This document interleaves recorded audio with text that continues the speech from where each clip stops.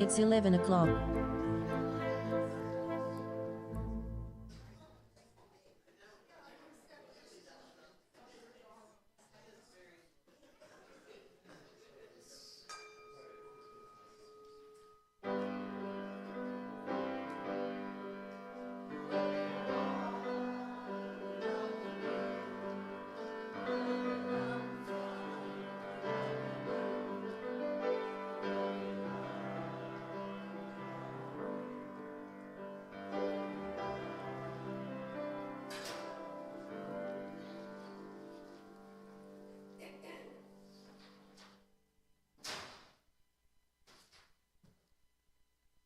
Good morning.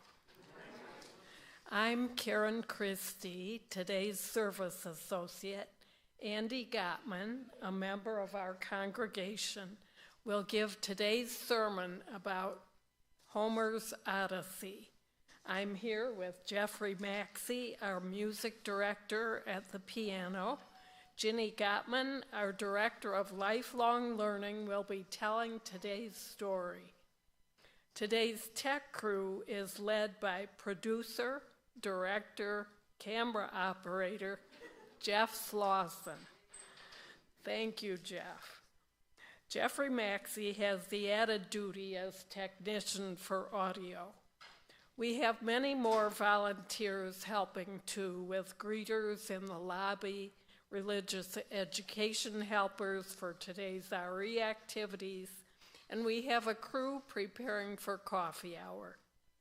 Unitarian Universalism is a liberal religion that holds moral and ethical values, especially of equity, generosity, interdependence, justice, pluralism, and transformation.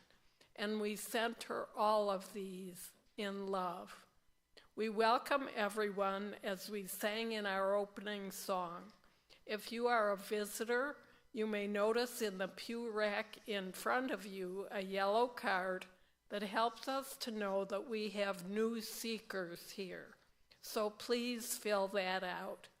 We also welcome you who are joining us on our Toledo Unitarians YouTube channel. We hope this time serves your spirit.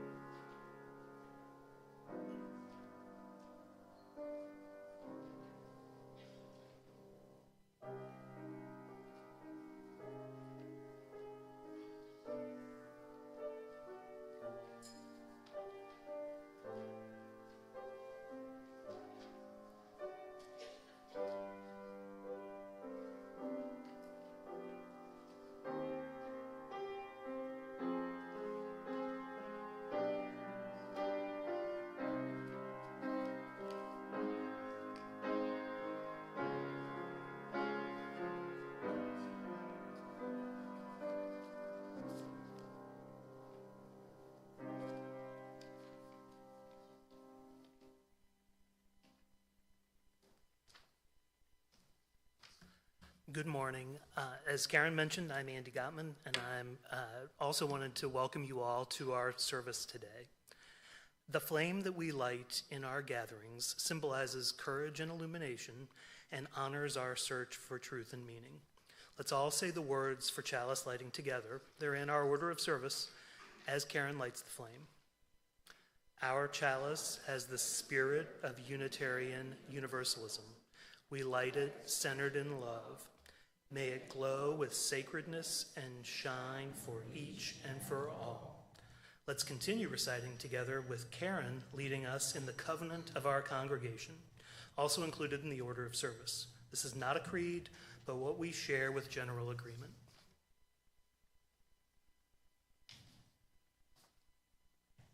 Love is the doctrine of this church. The quest for truth is its sacrament, and service is its prayer. This is our great covenant, to dwell together in peace, to seek the truth in love, and to help one another. Now please join in for some congregational singing. This is Blue Boat Home, and the lyrics are in your order of service. Stand if you'd like, sit if you prefer. No, I'm going to read it off the screen. No, we'll see. It was there last week. So below me I feel no motion, standing on these mountains and plains, far away from the rolling ocean. Still my dry land heart can say, I've been sailing all my life now, never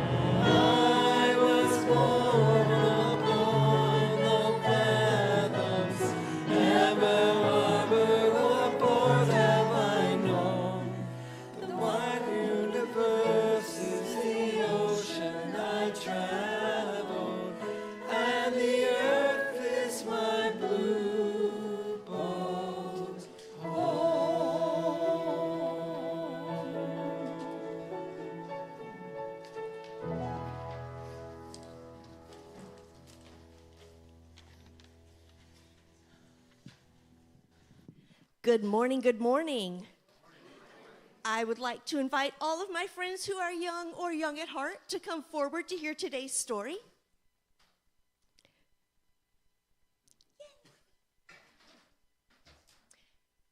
Good morning.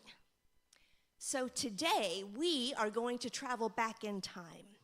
We're going to go way, way, way back in time, but first we're only going to go 100 years back in time. So Susie, imagine that it is 1926. World War I is over. Most people have pretty good jobs. People are enjoying listening to jazz, and people are generally doing pretty well in life. Susie, you have been a farmer now for a few years, and you think you're ready to purchase your own farm. However, the farm you like costs about $5,000, and you don't have $5,000. But that's okay. You go to the bank and ask for a loan. So the loan agrees to lend you the money, and you agree to pay $100 back every month to the bank until your loan is paid off. If you are not able to make your payments to the bank, they will take your farm and they will own it. That is the deal you have made. It's a fairly standard deal for buying land. So Susie, you've been farming for a few years. Things are growing great. You're selling your products. You're making good profits. You're pretty happy with how things are going. But then, in 1929, our country goes into the Great Depression. And depression here doesn't mean like a mental health depression. It's more like a financial health depression. Lots of people get very, very poor. People lose their jobs. Other jobs are not hiring. Lots of people have started to go hungry. Susie, nobody has the money to buy the things that your farm sells, and you can't make your payments to the bank. So because of that, because of your deal, the bank owns your farm, and they tell you they are going to sell it and keep all the money that they get. So they put a big for sale sign in your yard, and they tell everybody, come to this farm on Saturday and take a look around. We are going to have an auction. Do you know the word auction? Yeah, it means that whoever will pay the most money for your farm, that's the person who gets your farm. Yeah, that's what your dad told you. Your dad is right. The auction is part of the deal that you made. But all around the country in the Great Depression, people are starting to get angry. They are angry that they cannot feed their families. They are angry that they have lost their jobs through no fault of their own. They are angry that all of this happened because of the decisions made by people in power, and that the people who are suffering the most from it are the ordinary, regular people. People are voting and protesting just like we do today, but voting and protesting don't really help a person who is hungry right now. And they don't really help a person who is losing their property right now. So sometimes people went further. Susie, your farm is going up for sale on Saturday. Saturday morning before the sale, all your neighbors get together and make a plan. They all go to the ends of the streets that lead to your farm. And when people come tooling down the road, headed to your farm to maybe auction it or to maybe make a payment on it, your neighbors say, nope, turn right back around and go. You do not come to this farm if you know what's good for you. And so when the auction begins, the only people at your farm are all of your friends and neighbors. And all of your friends and neighbors get together and they say, we will pay 1 penny for this house. And the bank, because of that deal, they have to take that 1 penny. So Susie, your best friends have purchased your house and your farm, and they're giving it right back to you. So now you still have your place to live. So, this is kind of a complicated question. You know, who was doing the right thing here? Do you think your neighbors were doing the right thing? Maybe. Do you think the bank was doing the right thing? Probably not so much. Did anybody have the responsibility to help you out of this situation that you did not create and help all of the other people who were going hungry and going jobless? And who had that responsibility? What do our UU values say? Thank you.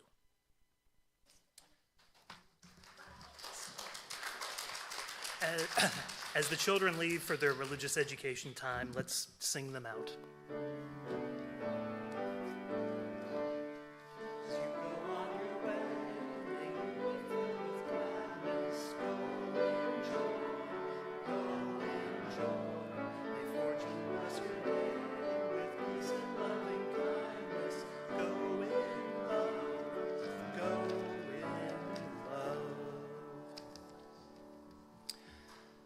At this point in our Sunday service, we come together in spiritual practice for Beyond Ourselves, a pastoral prayer.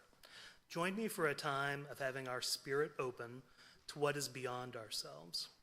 We consider celebrations in sorrows and the state of things, including how the world is and how we wish it would be. That includes government and politics, journalism of joy and tragic news, the goings-on of events, people, societies, and cultures that we have some connection with, admiration for, or wariness of, but we feel a need to know. Though the world, and in some ways especially our nation, is in an extended time of trouble, there is also a call for kindness, compassion, and personal peace. May the way we live be part of making the world better. And in our own lives, we have bad days and good. May we be compassionate to all that we don't know, what other people are going through, so treat one another well. May we be glad for the celebrations and accomplishments of others and be empathetic to their struggles and concerns. There's so much we can all do for goodness and friendliness, for living the golden rule. Lead in this way when you can, and please share mercy and dignity. One reason we join in religious gatherings is to realize common links. We know that the uncommon is here too. We celebrate likeness and difference. Let's be together in faith, hope, and love in community. And remember to breathe. That natural action can be spiritual. Let's continue to have First Unitarian be a place of welcome, of grace, even of refuge from hard times, and that in this liberal religious community, we can help one another, care for ourselves, and have our part in changing the world. Amen.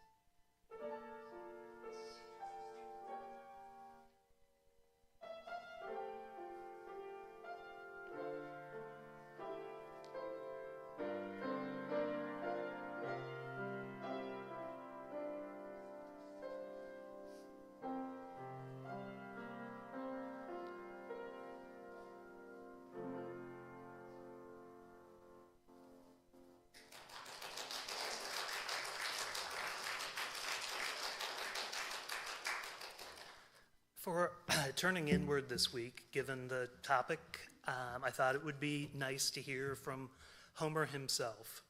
So I'm going to be reading from the Odyssey, and this is a translation by Emily Wilson that she did almost 10 years ago now.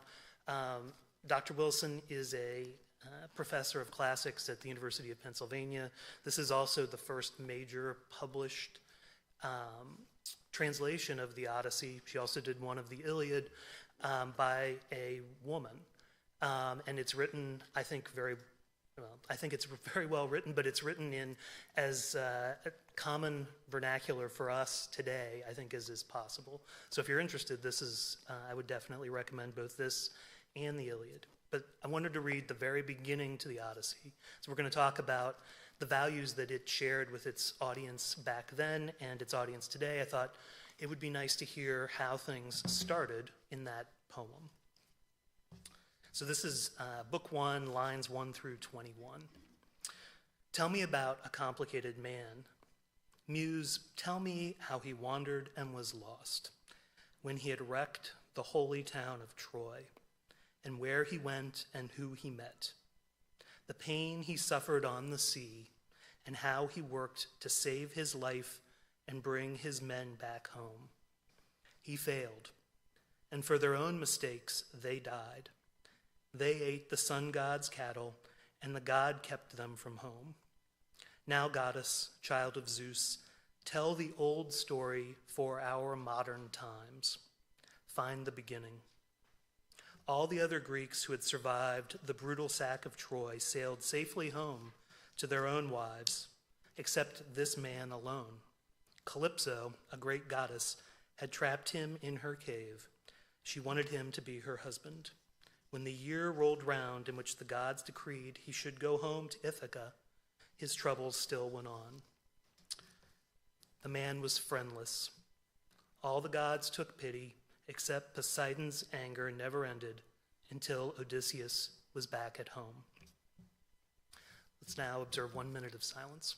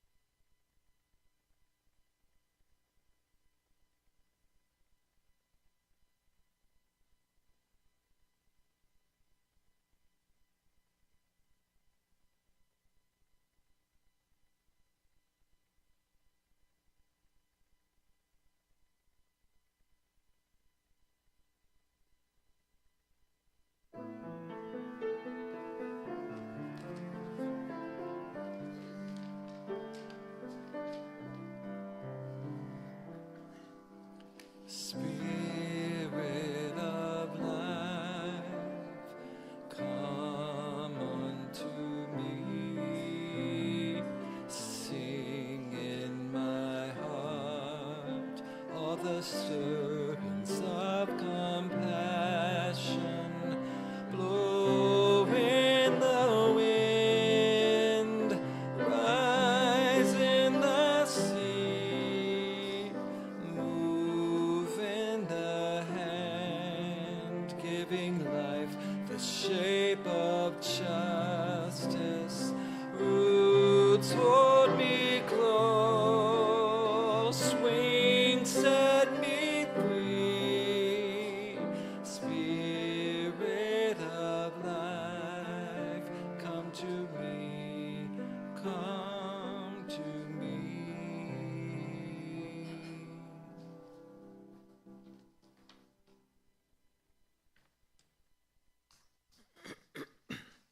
This reading is from Civility, Manners, and Hospitality by Alexandra Hudson.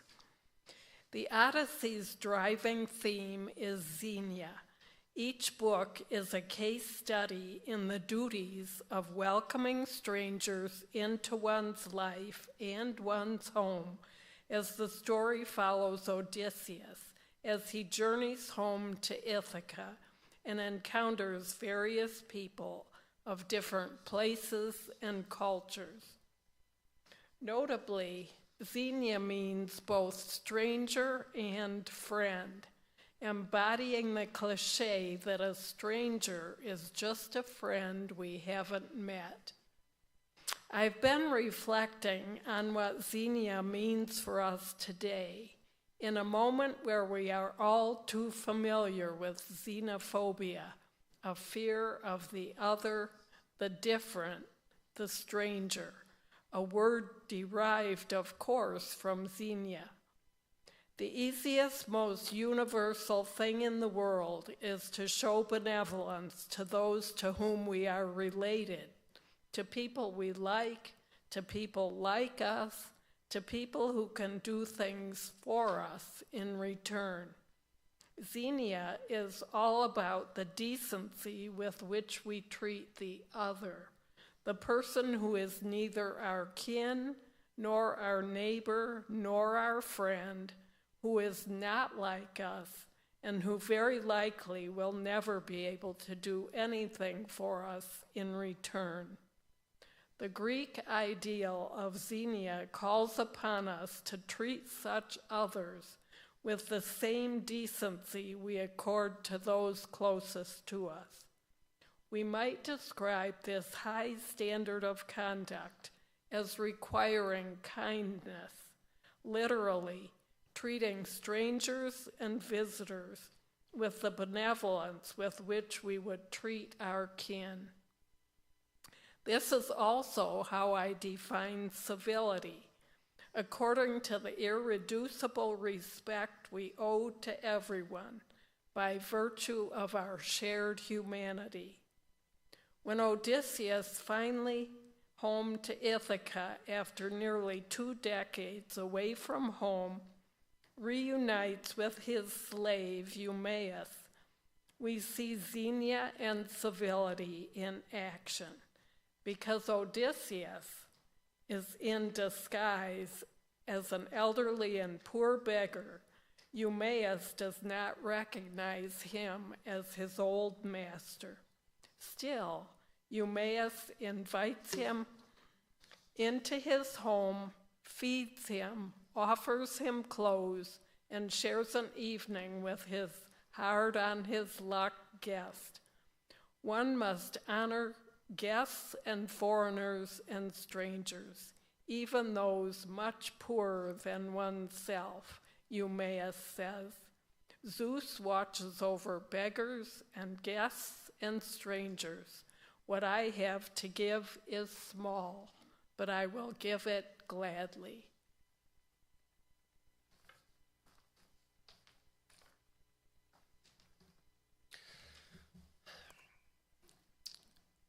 It is fashionable in pop culture commentary to begin a discussion of popular books, movies, or TV shows with a spoiler warning. A red flag that if the listener wants to avoid the twists and turns of the plot, you should stop listening and come back after you've read or seen the material. I hope a spoiler warning isn't necessary here. I'm going to talk about the plot and the themes of the Iliad and the Odyssey, both of which are over 2,000 years old and which are foundational to the Western literary canon. I think these stories are impossible to spoil. Hopefully, you can enjoy the books or the corresponding movie of the Odyssey, which is out now, as much or more after today's service. But consider yourselves warned nonetheless. I'm also not going to talk about the criticisms of the film version of the Odyssey that have come from several corners of the internet in recent weeks, including complaints about its ahistorical nature, as if a movie that includes a cyclops, a sorcerer who can turn people into animals, and a semi-conscious whirlpool would have been meaningfully different if the armor was historically accurate or if the characters were speaking ancient Greek. I'm also not going to touch on its diverse casting, including Lupita Nyong'o as Helen of Troy and Helen's sister Clytemnestra, and Elliot Page as Sinon, a soldier in the Greek army. Black women and trans men would not have been a surprise to Bronze Age Greeks. They should not be a surprise to us when they show up in movies.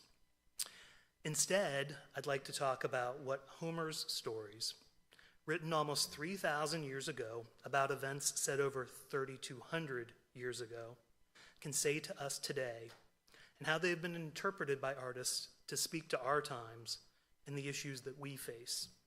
What is timeless and eternal about stories written so long ago? First, I want to give a little bit of background. The Iliad and the Odyssey, the two poems we're going to be talking about today, were written by a Greek poet named Homer in approximately 800 BCE. That might sound like a simple sentence, but basically every word in it is either an approximation, a guess, or a useful fiction. Truth is, we don't know who created these two works of literature or when they were first written down. Our best guess is that they were both started as oral poems used to entertain parties or crowds at festivals before being written down and standardized sometime between 800 BCE and 650 BCE. There's also a ton of scholarly debate on whether they were developed by one person or many, and if Homer was a real person who was involved in the process or merely someone invented because these works needed a single author to sell them. Whatever their origin, what was passed down to us from that time are two lengthy poems with stories set several hundred years before they were being told. The Iliad, the first, tells a story about the Trojan War, which was fought for 10 years between an alliance of Greek cities and Troy, a Greek-speaking city on the coast of modern-day Turkey. The myths surrounding that war and its aftermath make up a large part of Greek mythology, but there is archaeological evidence of a large war fought between 1400 BCE and 1200 BCE outside of Troy, and that real event clearly became a foundational event for the belief system that spread throughout that part of the world. Its follow-up, the Odyssey, takes place after the Trojan War has ended, as Odysseus, one of the victorious Greeks, struggles for an additional 10 years to return home, while his wife Penelope and his son Telemachus deal with the consequences of Odysseus's 20-year absence. When I think about what these stories have to tell us after so many years, I think first about the message that its author or authors were trying to tell contemporary listeners or readers. Art, especially art that survives for millennia, reflects the society in which it was created. This is especially true for art like Homer's poems, which were molded, almost certainly, by many voices, and which would have needed approval from authorities before they were performed or distributed. The messages and values passed down had state sanction. This art can tell us the values that at least the elites in society found important, potentially values that they believed made that society work, function, and hopefully prosper. What were these poems trying to teach listeners or readers while also entertaining them? Starting with the Iliad, which is largely about a society at war. When the poem opens, the Trojan War has been raging for 9 years, and soldiers on both sides have grown tired. Actions that might have been viewed as inappropriate or taboo prior to the war are now commonplace. Specifically, multiple characters either disrespect the gods or grow rageful at their allies and their enemies, and in their rage, violate one or another social taboo, like proper respect for the dead. In such cases, those characters are punished by the gods or their fellow men. The poem concludes with Achilles, the great Greek hero, returning the body of Hector, the son of the king of Troy, for an appropriate burial, and strikes a note of reconciliation between the warring parties. This poem both made clear that the gods would intervene in mortal affairs, punishing the wicked and rewarding the just, but also laid down rules of warfare for Greek armies to follow, along with the hope that, at least when both sides of a war spoke Greek, peace and unity would ultimately result. It was a manual for the right way to fight a war.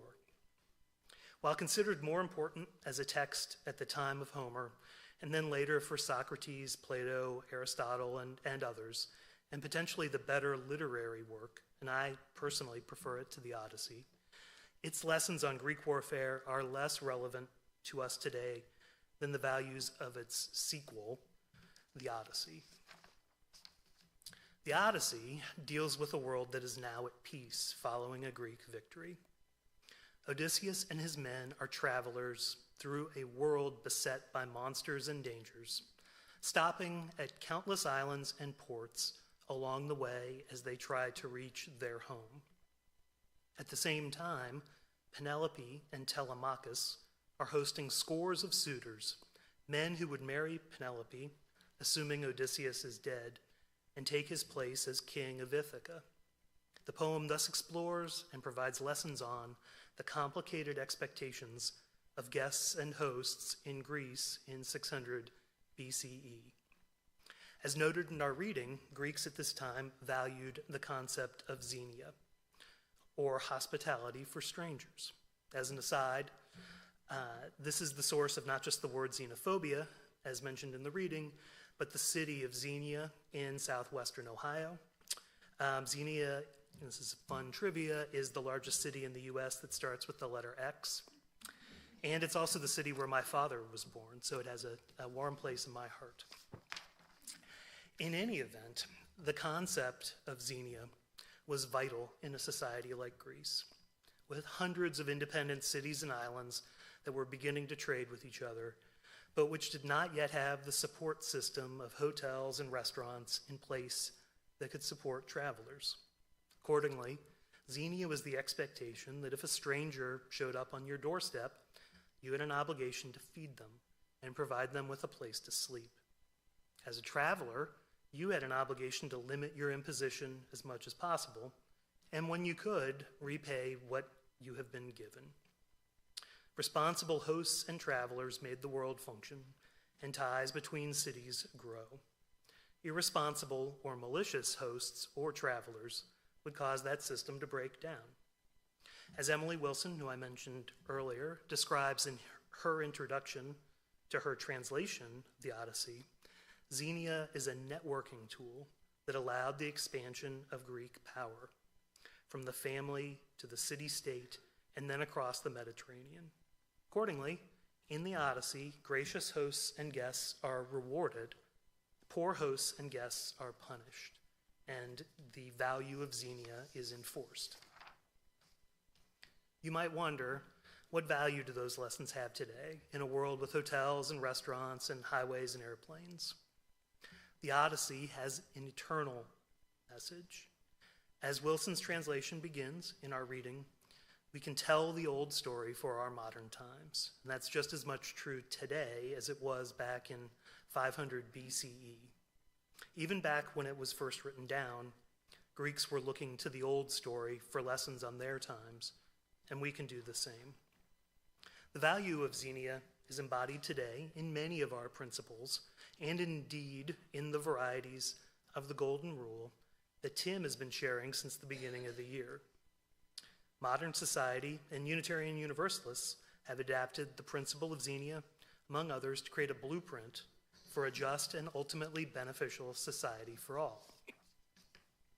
Those rewards and punishments are echoed in the UU principles, and we can apply those principles with lessons from some of the stops on Odysseus's voyage home. One of his first stops was at the Cyclops' island, and there, Odysseus and his men steal and eat the Cyclops' sheep, and then they blind him to get away. Turns out that the Cyclops was Poseidon's son, and Poseidon punishes the men and blows them further off course. In the same way, they acted against our first principle, not recognizing the inherent worth and dignity of each person, regardless of whether they have one eye or two. When Odysseus arrives home, he discovers that the score of suitors have eaten Penelope out of house and home for 3 years, using her food and tables for banquets every night, and making no effort to repay for what they've taken. As poor practicers of Xenia themselves, they are punished when Odysseus kills many of them. If they had accepted that the interdependent web of existence required them to maintain balance in the household, things probably would have turned out differently for them. So that is what the story of the Odyssey tells us. Christopher Nolan's film, which came out just 2 weeks ago, takes the concept of Xenia even further. He moves beyond the text of the classic poem, and as an aside, there's been a lot of commentary the last 2 weeks about the departures that he made from the poem, including from Emily Wilson. So if you're at all interested in that, she has made numerous media appearances to talk about how her version of the Odyssey disagrees with Nolan's, and I think a lot of it is what I'm about to say. But he takes the concept of Xenia beyond what is in the text. He posits what would happen if Xenia disappears from the world. And he takes it all the way back to Odysseus's infamous trick, which, by the way, is not in either the Iliad or the Odyssey, except for some references, but that's using the Trojan horse as a deception to get inside the walls of Troy, and from there to pillage and destroy the city. In the movie, this is the ultimate in bad guest behavior. He took advantage of the Trojans' acceptance of a gift provided by the Greeks, and indeed one related to worship of a common god or goddess in Athena, and used that to win the war and destroy the city. By breaking Xenia, Nolan argues, the Greeks won the Trojan War, but they lost their civilization. Throughout the movie, Odysseus is trying to return home in a world where no one is sure whether an unknown visitor will pass the night peacefully or kill them in their sleep. Rumors of an unknown sea people that are raiding and destroying cities on the Greek coasts have the entire Mediterranean on edge. What had been a great civilization, upheld by the concept of Xenia, now seems to be in a precipitous decline. Nolan is echoing history. We know that the Greek civilization depicted at the time of the Odyssey was very different by the time of Homer. Sometime around 1200 BCE, raids by what we today actually call in history the Sea People, and we don't know yet, and we may never know who they actually were, destroyed many cities in the ancient Mediterranean and eliminated trade and connection between cities. Groups isolated themselves. Greeks even lost written language. The reason that these poems were initially passed down orally was that Greek writing, which was widespread in 1500 BCE, was gone before 1000 BCE. Only several hundred years later did Greek writing develop again, this time with the alphabet, alpha, beta, gamma, etc., that we're familiar with today. Nolan posits that it was the behavior shown in the Trojan War that caused this breakdown to happen. Nolan's updates are themselves reflected in many of Odysseus's stops. His characters are aware of Xenia, which they call Zeus's law, and which they explain as either treating strangers well because they might be gods in disguise, or a much more golden rule like treat strangers like you would like to be treated. In the movie, at their first stop away from Troy, villagers burn their own village to the ground before anyone can even come ashore in order to prevent the Greeks from looting it. Later, Circe, a sorcerer, turned his men into pigs upon arrival to her island. When Odysseus asks why she did it, she argues that it was preemptive. She had to do it before they heard her. Xenia has broken down, and both traveler and host are bearing the price. Nolan brings the lessons of the Odyssey to a fine point. He's saying, here's what happens when you aren't compassionate to strangers. Here's what happens when you don't recognize the inherent value of each person. You aren't punished by the gods, but your civilization begins a downward spiral, becoming more and more insular until the things that we once took for granted are lost. His comparison of the Greek army under Odysseus to contemporary politics is intentional and striking. Despite this civilizational collapse, Nolan ends his story on an optimistic note, and I want to do the same. At the end, Odysseus notes that by operating by Zeus's law, he and his family can set an example that will help civilization recover. In the same way, by living our principles, we can maintain or restore strangers' faith in each other. We can help bring civilization back from the brink. So be it, and blessed be.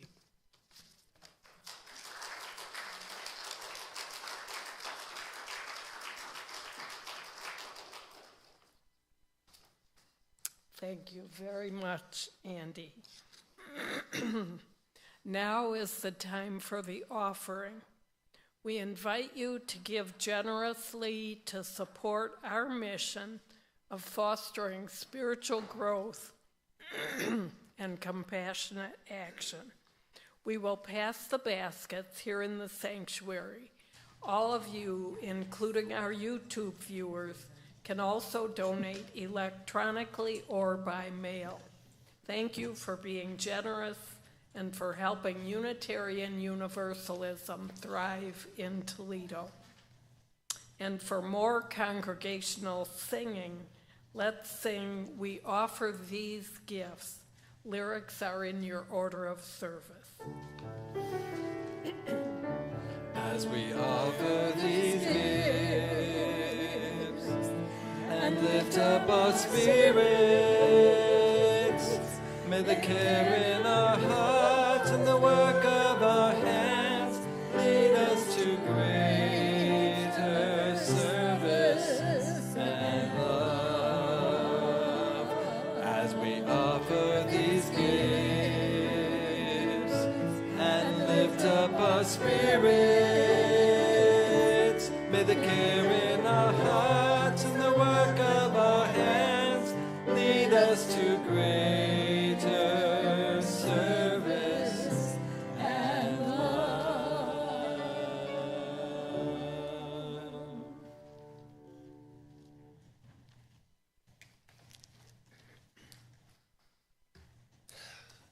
It's the coming soon part of our service, where you hear what's scheduled for next Sunday.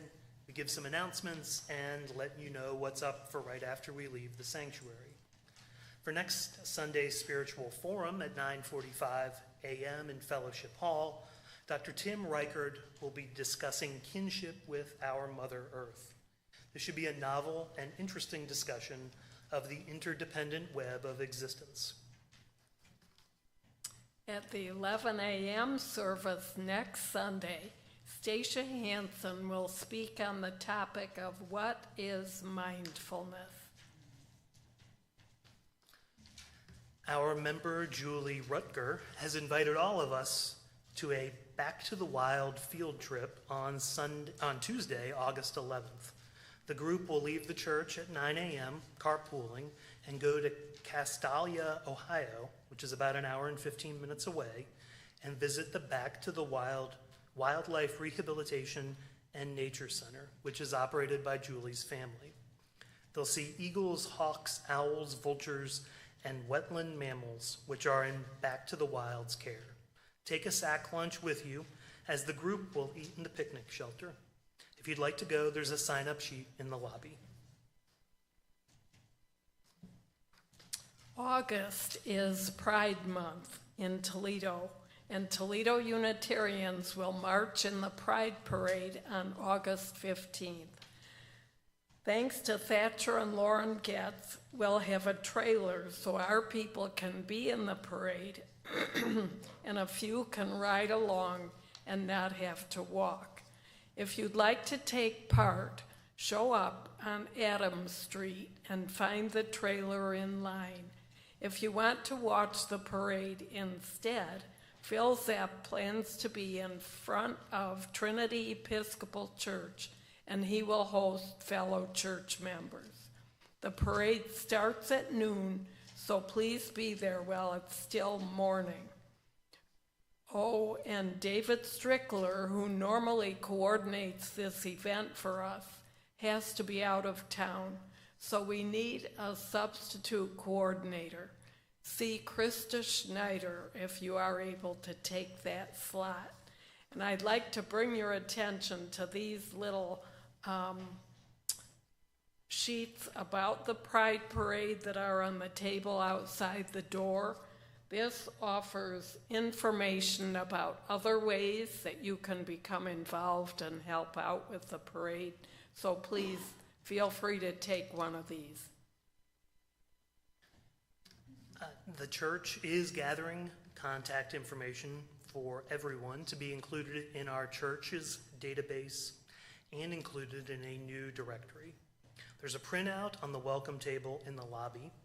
Please check your info, mark any changes needed, and initial it so we know you've seen it.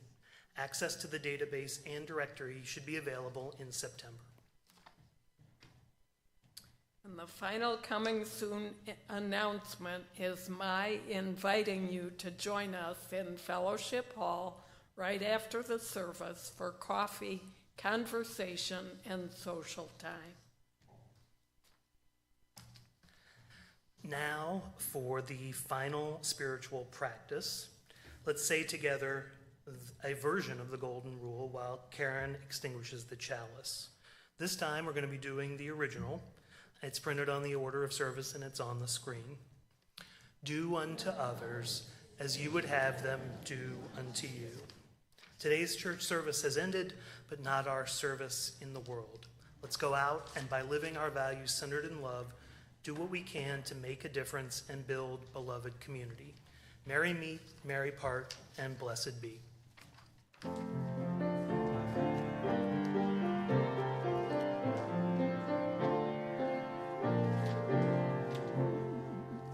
As we carry this flame forward, we hold true to what we know. And we carry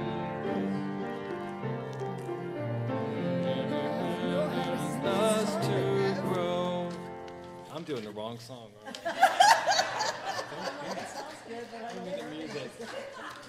I'm looking at them and they're looking at me.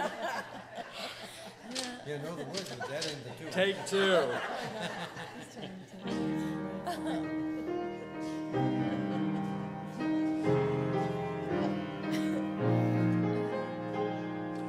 We extinguish this flame, but not the light of truth. The warmth of community, the fire of commitment, as we carry